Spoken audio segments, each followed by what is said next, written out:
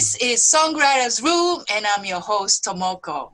Today's guest is the Netsky Twins. The Netsky Twins, Steve Netsky and Ron Netsky, are accomplished, versatile songwriters. They've been writing together since 1970s. Many of their songs have been recorded and performed in a variety of occasions. Just to name a few, some of the songs they wrote are Love Don't Hurt People, recorded by Cissy Houston, with Whitney Houston on background vocals. Only Love Can Make It Right, recorded by Jet Brown. Steve Netsky wrote the Celtic instrumental, The Green Hills, and the country blues instrumental, The Patchwork Quilt, for albums by storyteller Sharon Kennedy, and was nominated for a Grammy for the production of her album, The Patchwork Quilt and Other Stories from Around the World, in 1998.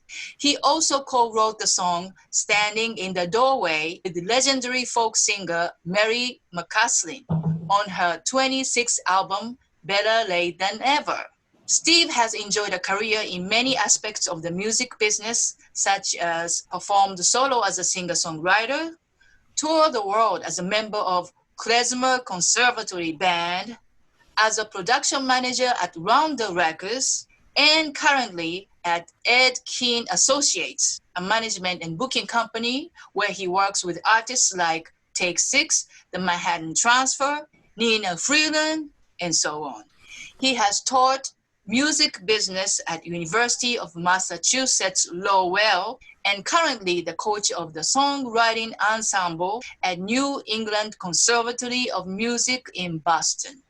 Ron Netsky is one of the writers about music for the New York magazine My City Paper. He is also a professor of art at Nazareth College in Rochester, New York.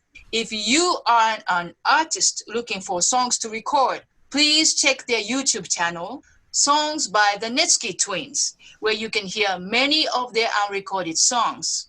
Many of these demos were made using the talents of great singers like Chet Brown, Carol Goren, and Michael Bacon from the Bacon Brothers, who's Kevin Bacon's brother, and fantastic musicians like Rich Rudin, George Wallace, and Michael Bacon. You will find many great songs there. If you find any song you'd like to record, contact me through my website, tomokomusic.com. So can I get a whoop whoop? So, ladies and gents, please welcome the Netsky Twins! You must have been behind the door when they were handing out emotions. You can't imagine what they're for. You got a lot of funny notions, but no love in your heart. There's no tears in your eyes. As the words leave your lips, they become little knives that cut so deep. And the only consolation comes from knowing I can cry myself to sleep. Yes, I guess I'll think twice before I let myself fall in love again.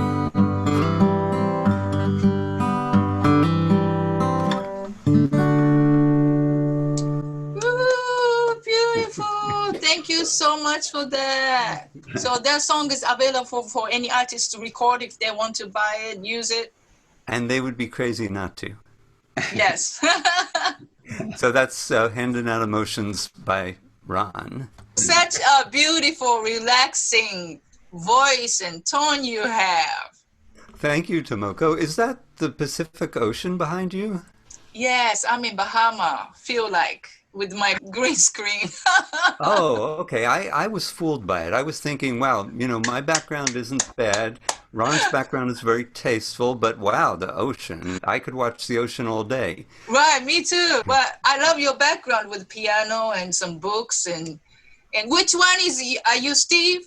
I am Steve, and I have that background for credibility, the bookcase, the piano, and this is Ron in front of some plates and Hi, Ron. silverware. Hi. Okay, so you are really twins. We are, and We've we been we told. generally look a lot more alike, but during this pandemic, Ron's wife has been cutting his hair, and no one has been cutting my hair. I'm usually the long-haired kind of hippie twin, and he's usually the straight sort of business guy, But Okay. he's turned into the hippie. I mean, look at him. Okay, Ron, can you take off your glasses for 1 second? Sure. Wow, you guys do look like. And I did bring my glasses in order to look more like Ron, so later Okay. on we'll Yeah. be able to Okay. do that. Well, nice to meet you guys. I'm glad that three of us can talk like this and meeting for the first time. It's great to meet you. you. Thank you. So, Ron, you are in New York, Rochester. Yes, I'm in Rochester. I teach at Nazareth College up here, but and Stephen's in Cambridge, Massachusetts. We generally get together a couple of times a year, but this year we haven't because of the pandemic and travel. But we Right. both grew up in Philadelphia, which was really a music-rich city and a great place to grow up. How did you guys start writing together? Well, we should mention that there is a third Netsky brother, and he's an amazing musician. Oh. That's Hankus Netsky, who helped out on a lot of the demos, playing oboe, playing saxophone. He also plays piano and many other instruments, and he actually is the leader of the Klezmer Conservatory Band. So he is, we're all very close as brothers. He also writes, but he's more of a composer and arranger than a songwriter, but he's just an astoundingly great musician, and we've done a lot of playing together over the years and some writing together. But anyway, we grew up in a musical family. My grandfather had a wedding band in Philadelphia way back before we were born. My mom and dad went around the house singing, so we got to know a lot of show tunes by the time we were 4 or 5 years old. My mom's brother wrote a Broadway show, that was fairly successful. It's called Happy Hunting, and it starred Ethel Merman and Fernando Lamaz. People out there might know some of the songs like Mutual Admiration Society. Anyway, we grew up with Harold Carr was our uncle's name, and we really admired him as a composer, songwriter, and I think that probably had something to do with first Stephen going into songwriting and then me going into songwriting. And his real name actually was Harold Katz, but when he joined a society band in Philadelphia, he made it less Jewish and called himself Harold Carr. But anyway, we had many role models growing up, and as Ron said, Philly was an amazing place because so much great music came from Philly. We were always aware of institutions like the Philadelphia Orchestra, but also in the late 60s and early 70s, the Philly sound became very prominent in the music business. Yes. And there were artists right there from Philly, like Teddy Pendergrass, who was the lead singer of Harold Melvin and the Blue Notes. Yes, Philly soul. Right. The Stylistics, the OJs. Then there were the Spinners, who were from Detroit, but did a lot of their best records in Philly with Tom Bell. And then there were the writers. Gamble and Huff, who were the owners of Philly International, were also amazing writers. Tom Bell and Linda Creed were amazing writers, and they had other songwriting teams like Hawes, Simmons, and Jefferson, and Carsterfin, McFadden, and Whitehead. I'm reeling off these names just to show you how much of an impression they made on us. We loved the song so much we got to know exactly who wrote the songs. But what we did, and what we found to be more of an open market was, since I was in Philadelphia, Ron was in Rochester even in the late 70s, but in the late 70s I began making trips from Philly to New York. It's only a 2-hour trip, a drive or on the train, and it was really exciting to do that. And Ron came a few times when he could do it. But of course, growing up in Philly, you feel like you're in the background because New York is where the action is, although we love Philly. So it was always a thrill to ride up to New York And back then, in the late 70s, early 80s, you could actually get appointments with publishing companies to play That's music right. songs for them. And that was actually how we got through to Cissy Houston and her producer and her management. What happened was, I had been in Nashville visiting Michael Bacon, who lived there at the time. In Philly, Michael Bacon, Kevin Bacon, they were part of this musical crowd. People think of Kevin as a great actor. I think of him as a musician because he played percussion in a group that I was in. And he played percussion with everybody. He would just jam with all the bands. So I always thought of Kevin as a musician. And a dancer, too. Oh yeah.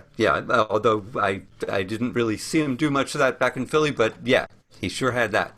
So I was down in Nashville visiting Michael. We made a few demos together, and then as I was leaving, he handed me a piece of paper with 3 names: the name of a record company, Private Stock; the name of a management and production company called Love Zager; and the name of a publishing company called Rocket Music. I made appointments with all 3 of them when I got back to Philly. And one of the songs I had recently written was a song called Love Don't Hurt People. Now, where did I get that idea? At the time, my day job was making deliveries for my father's small Philly business, an upholstery supply company. And I would drive around the city, and it's an amazing city, and I would listen to the radio. And at the time, there was this really dumb slogan that the National Rifle Association had. And the slogan went, "Guns don't kill people, people kill people." Well, I thought, well, yeah, but there's too many guns out there. But anyway, I did think to myself, but maybe that would work with love. Love don't hurt people, people hurt people. And I wrote it down in a little book where I wrote titles, and Ron can pick it up from there. Well, I always went through that book because he had more ideas for songs than I did. So I saw that title, maybe it was the 20th title in a list of titles. And I thought, this is a good idea. So I actually left his room upstairs. We were in Philadelphia in the same house. I went downstairs, and it's the only song I ever did this with. I usually write on guitar, but I went down to the piano and I kind of plunked out the chorus, "Love don't hurt people, people hurt people," and I thought, oh, that's pretty good. That kind of works. And so I wrote some verses, just the words to the verses. And I went back upstairs and I said, here's the chorus. And I sang it to him. He liked it. And I said, now you write the music here's some words. You write the music for the verses. So he did. So it came together fairly quickly. And it happened that our friend Chet, who later became known as Jet Brown, but is really Chet Brown, an amazing singer who's still singing in Philly. He just has a beautiful voice, no matter what kind of music he sings. I like the disco song that you did with him. He did Only Love Can Make It Right. But we saw him just a few months ago at a reunion of some Philly people, online, of course. But he did a beautiful version, an a cappella version of For All We Know, the jazz standard. So he's very versatile, just an amazing singer. Anyway, he happened to be over. He's a friend also. And so we did a quick demo. And what I mean by that is it didn't sound as good as any of the demos on songs by the Netsky Twins, because it was just me banging the song out on piano. And Chet, of course, sounded good. He always sounded good. But it was good enough. So I took that to New York with me. And all 3 of my appointments, the publishing company, the production company, Love Zager, and the record company, Private Stock, all 3 of them said, I want that song. Now, they were all working together, so that was great. So it's funny because Cissy Houston recorded that song. We were thrilled. It was really our first major recording. Over the years, it's only gotten better to have had that happen, because over the years, we've realized just how amazing a singer Cissy Houston is. She is one of the world's great soul singers. Yeah. She was in the group The Sweet Inspirations. They backed up Elvis. They backed up Aretha Franklin. But on her own, she was the first one to record Midnight Train to Georgia. She's just a phenomenal singer. And to have somebody like that sing one of our songs is just such a thrill.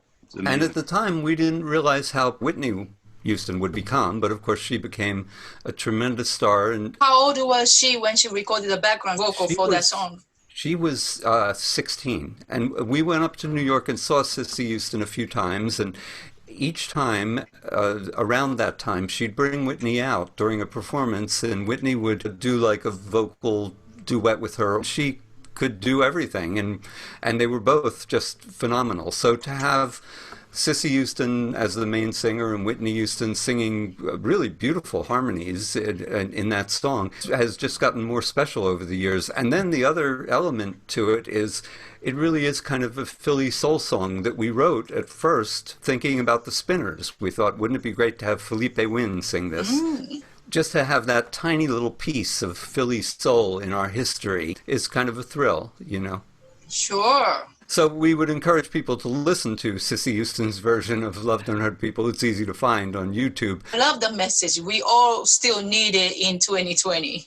Oh, thank you. Thanks a lot. And the song actually was covered some years later in the early 80s. It was covered by a great singer, Sharon Brown. It was a very different version, a Euro disco version. And I think Cissy Houston's version is still our favorite, but we're always honored when somebody sings one of our songs. And Sharon Brown was also a great singer, so happy that she sang it too.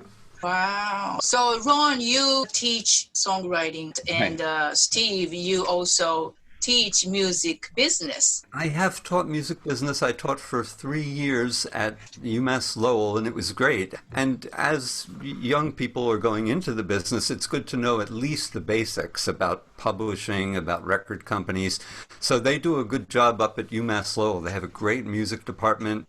And I found that most of my music business students were also songwriters. So I pretty much built the course around songs because songs are in every part of the music business. So I'm coaching the Songwriting Ensemble at England Conservatory, which is a fantastic music school in a very musical part of Boston. There's literally music in the air because Berklee College of Music is right up the street on Mass Ave. It's just kind of like a musician's neighborhood. The Boston Conservatory, which is now part of Berklee, is on the Fenway or Riverway, whatever, right around the corner. So literally, if windows are open, you're hearing people practicing Chopin, and you're hearing brass ensembles, and you're hearing cellos, and it's just amazing. It's a really vibrant neighborhood. So I was able to do it in person last fall, and this fall it'll be online, which I think can still be good. It'll be like this, and I think you can convey a song online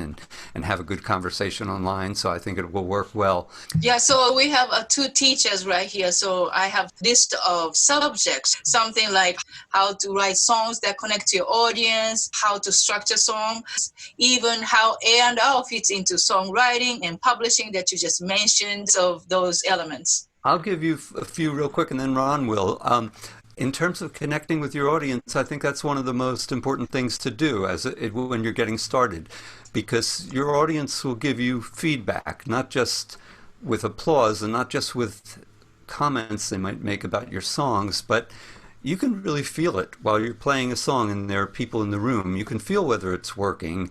And that helped me a lot when I was starting out, being a singer-songwriter and being in various groups. So I would suggest to young songwriters, one way or another, and it's hard during a pandemic, but one way or another, get out there and play your songs for people, or convince a friend who maybe can sing better or play better to do your songs with you. So that would cover that.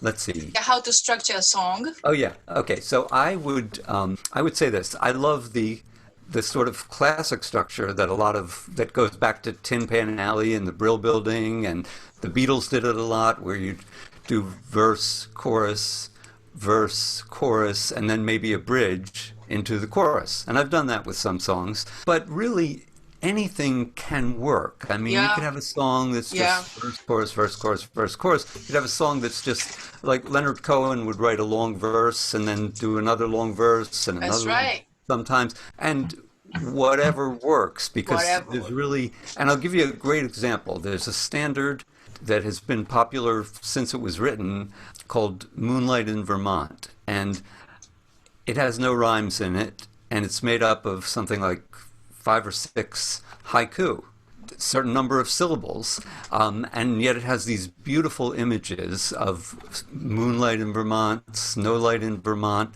but no rhymes. I mean, it's the most unusual standard, especially because standards were where the most structure was, with songs that Cole Porter would write or the Gershwins, they had tremendous structure. Although even Cole Porter, a song like "Begin the Begin," it goes all over the place, and it just goes on, and every bit of it is great. So even Right. the people who wrote standards could break the mold when they wanted to. That's an interesting part of songwriting, and some songwriters just teach you should be this way, A, B, C, but really, actually, anything goes. Anything goes, and really it's the craft and the passion, that has to come through to make a song work. So I don't really like thinking in terms of formulas in any way, but I'm sure it's worked for somebody. So, Yes. so Ron, you were going to comment on some of these things. Well, I think musical hooks are very important. It might be some little melody that doesn't even have words to it, but it keeps popping up in the background between the words. Or another song I really love is Dire Straits' "Sultans of Swing," because it's sort of illustrated by the guitar. Mark Knopfler, you Yeah. can tell the story with your guitar. And it's not, of course, it's not any kind of swing tune, but it works anyway because it tells a compelling story, and it tells it beautifully. Okay, you guys are the epitome of collaboration, but how important is it to collaborate with others? I've always really loved it, and in fact, Steve, whatever his name is is such a good sort of songwriter, and his songs are so personal that he could do fine on his own. I wasn't as good. I don't play guitar half, 1/10 as well. So I always wanted to collaborate, but I always enjoyed collaborating with everyone. I just feel like when two people come together and sort of bring their strengths together and also bring such differences together, it can sometimes lead the other person in a direction they would never go, but it might be in a very exciting direction. Yeah, I think one of the great experiences of collaboration is just the friendship aspect of it that develops, because you're talking about these personal things as you collaborate. And we collaborated on about 10 songs with Michael Bacon. The three of us would sit in a room. We'd usually go out to a studio he had near Philly, and we would just sit there and throw ideas around and throw musical ideas around. And it was so much fun. While you're collaborating, even if you think of a really bad line, you'll say it, and then everybody will, it'll just be hilarious. And then you'll get back to work and come up with things that are good lines. And Actually, a good we've got a few example of those of songs by the Netsky Twins. We'll yeah, probably put more up as we go along. there's a song But called "Just Like a Dreamer" that's really probably the best collaborative effort between the three of us. But we loved going out there and doing that. Yeah. Okay, so here's the thing, there's music as a craft and then music business. So when you guys, collaborate more than 2 people, works great, enjoyed it, but how do you talk about what percentage is each own before you started working together or after you started working together? you know How what? does that work?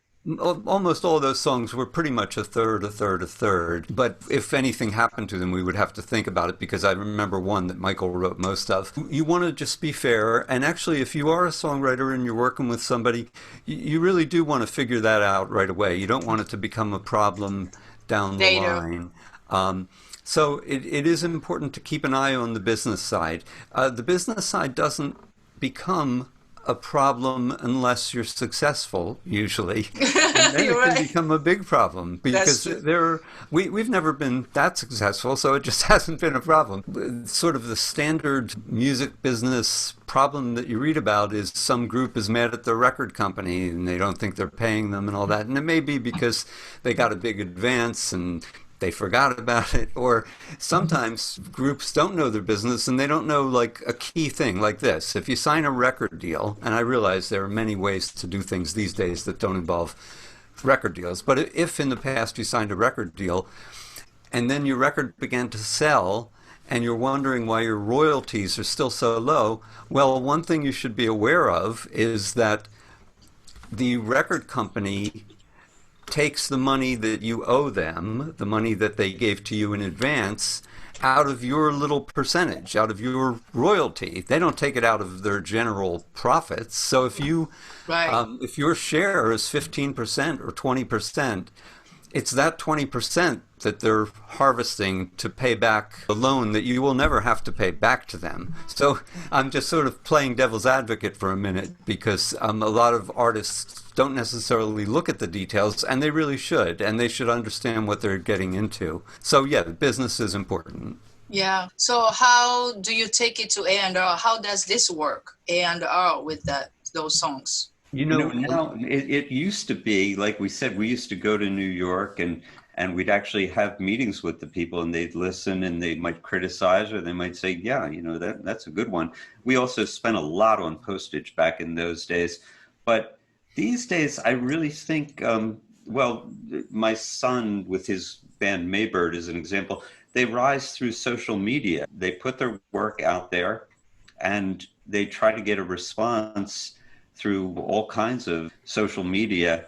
They know the landscape much better than I do, people who are, say, in their teens, 20s, and 30s. So it's kind of a different world than the world that we were in. That's why we decided to put our songs up, and anything new that we make a demo of, we'll put it up there because we are still active. But most of those demos were made in the early 2000s, or I made some in the 90s, and a lot of them were made in the late 70s and early 80s. But they never were. I mean, some of these songs we only played for the people in offices in New York. And so now they're on the internet, and that's why we're hoping people will hear them and more people will record them. Because in my mind, if I like a song, I'm always going to like that song. I don't care if Irving Berlin wrote it in 1928 or Adele wrote it last year. To me, it's a good song. A good song is always a good song. But Right. it's interesting. You can have the weird experience of I wrote the song "Hard to Fall in Love" maybe 30 years ago. People like Steven told me, "Hey, that's a great song." Michael Bacon sang it. Chet sang it. The weird thing was, not until 2 years ago, when Steven and I were at a reunion, and Steven played the song in front of about 30 or 40 people, and there was real reaction to the song, and I thought, wow.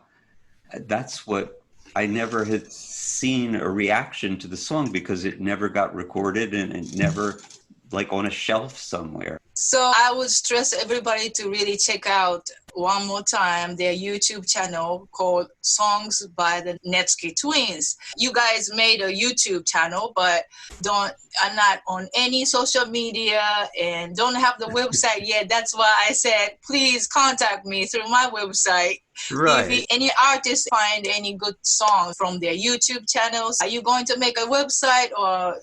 Well, I don't know. We kind of like being a well-kept secret. We're very Googleable, though. We figure we should spend time out in the world rather than online, so we're not even on Facebook.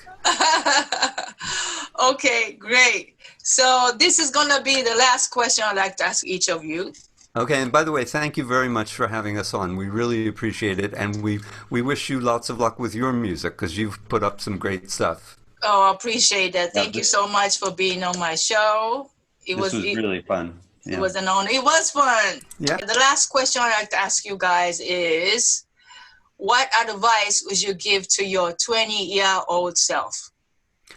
Okay, I'll start that, and I'll say, don't be overconfident. I think I was a little bit overconfident and kind of messed up some opportunities.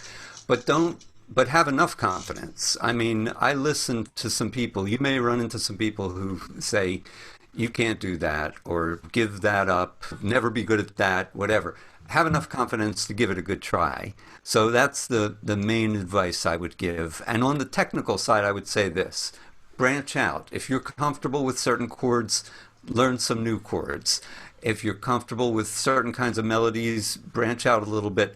Not necessarily a lot, but branch out so that your songs are a little more distinctive. And Okay. And I would say don't overthink it. I think some of the best songs come from really raw feelings and emotions. So you shouldn't be too analytical in your songwriting. And I would also say don't copy things, but be aware of what's going on in the world. Those Gershwin songs that I talked about being so great, that's just not happening right now. So it's more probably these days of people putting together things in the studio, but be aware of what's in the culture, the cultural moment you're in. Right. The music is so different now, but these beautiful classic songs, we kind of take it for granted sometimes. Yeah, but they'll always be great. I hope that songwriters today who are creating their work in the studio, I hope they would recognize how great George Gershwin or Irving Berlin. And I think there are a lot of writers in certain genres who are doing pretty much what we did and what we do, which is working on the craft, working for a few days sometimes, just trying to get each line right, making each lyric line count and each melody count. And, I think there are singer-songwriters out there, there are Broadway writers, there are people writing for country music, and now and then you hear some pop hits that seem to be crafted the old-fashioned way. I heard a song by The Weeknd just recently. Oh! I forgot the title, but it's pretty amazing. Wow! A very well-written song. You're catching up to the new songs. That's great. I had so much great time talking to you guys. Thank you so much. Well, thanks for having us. And until we meet again, sayonara. Okay, bye. Don't forget to click subscribe and hit the bell to get notified about new videos of Songwriters Room or my new music or Japanese series. Thank you for watching. Arigato. Sayonara.